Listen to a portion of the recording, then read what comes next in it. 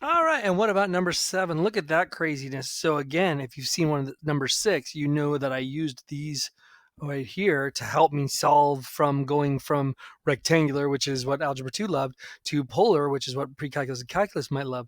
So let's see if we can rewrite this. So again, not a big deal. In fact, there's nothing really mathematical I could do here, nothing really exciting. I could move the 4 over. That's about as exciting as it would get, right? I could say 4y equals x squared.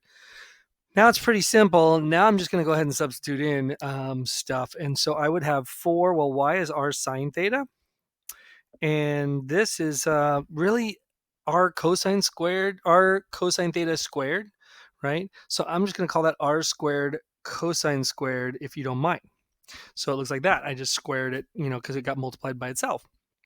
And now I would love to make this say r equals. So probably the easiest way, divide everybody by r, again, assuming r is not 0. And it wouldn't be, because then I would get nothing. I'd get 0 equals 0. And so I think it's safe to do that. If I divide both sides by r, I would get 4 sine theta equals r cosine squared theta. And now what I would like to do is get r alone. So I would divide by cosine squared. Again, there's a chance that that could be 0. So we could multiply both sides by what is cosine if it's in the denominator.